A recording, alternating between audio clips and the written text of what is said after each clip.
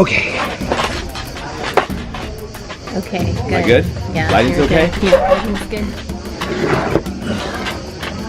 So, Alan, where are you now? I am on this amazing island called Hydra, and I guess this little town is called the Port of Hydra.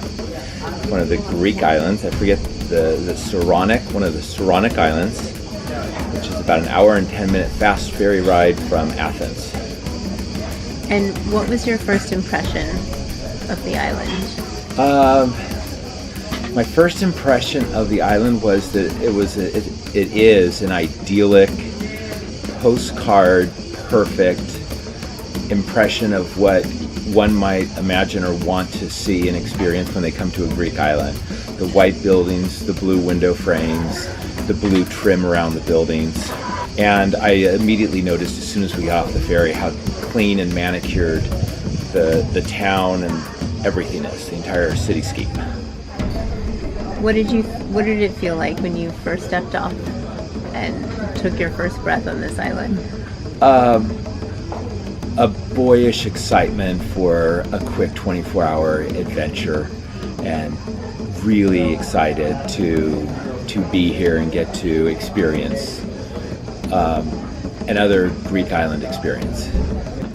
So let's talk about the Women of EO Summit in Athens. Yes, the Entrepreneurs Organization Women of EO Summit.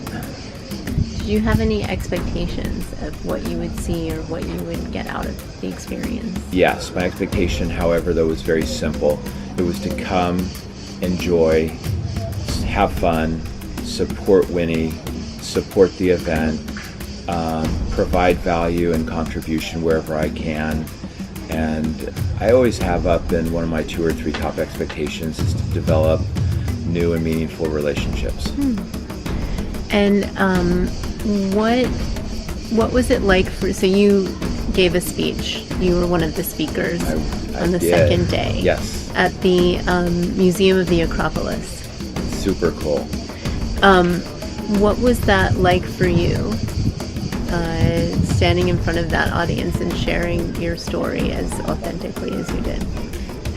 It was a very special experience. So Winnie asked, we were talking one time and she said she still needed one more speaker for her TED Talk-like presentations.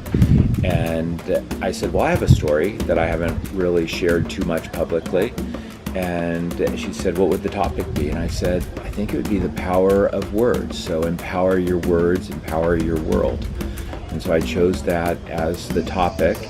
And what was it like to share that story? I shared a very deep and meaningful personal story to me that was hugely impactful by one of them. Rather than feeling that I was actually speaking to an audience, I felt like I was speaking to a powerful, amazing, extraordinary group of 75, mostly women, who no matter what had my back. I felt like I was speaking to 75 close friends who wanted to see me extremely successful.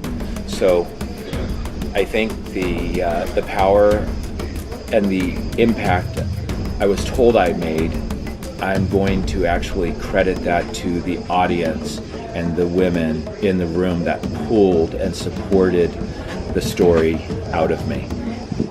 It was most meaningful to me because it completely connected me and reiterated and reaffirmed that I am achieving my mission in life, and that is to make a significant impact now in what I am doing and how I'm living my life. I want to be always creating a joy-driven life, and I want to inspire and impact others to do the same. And I received a lot of affirmation that that's what my presentation did for my new friends and the women of EO. And what is the question you asked of your friends in the audience? The question I asked of the audience is, what is the motive of your expression? And it's the most powerful personal development question that's ever been asked of me by my mentor, Dr. Mick Hall.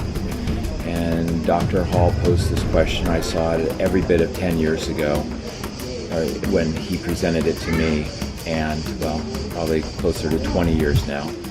And it has been the most powerful question that's ever been asked of me for my personal development journey. That's the question I asked of the audience.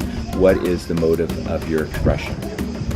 And then you mentioned the statement, so I'm going to ask you a specific question about that. So, reflecting back on your life when, and you don't have to tell the whole story at this moment. I think that'll come in another time. But Okay. reflecting back on when you were in that moment. What is your friend's name? Eric? Eric. I thought it was Eric. When Eric's mother said to you, "Life has great plans for you," did you ever imagine how it's unfolded since then?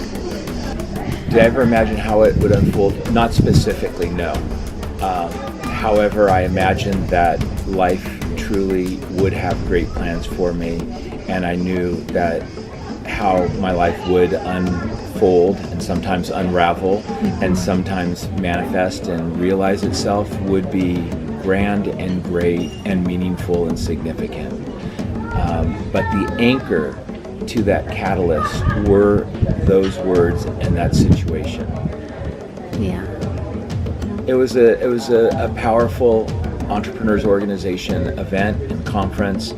I was so proud and pleased to be a part of it, and I'm so proud of Winnie Hart, who I worked with personally on a sometimes daily and weekly basis for the past several months on it, actually since December and January, where she accepted the role to do it.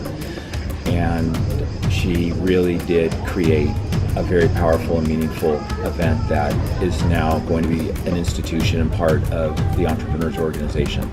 I will hopefully leave some good memories for others that are there and that go off in different directions, some impactful memories and experiences.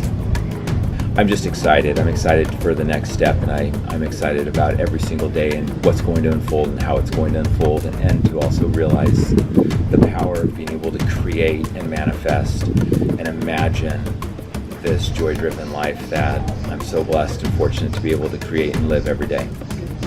Fantastic. And for how many people in the world do you want this joy-driven life? I want this joy-driven life at the moment, for at least 6 billion human spirits. Great. Thanks.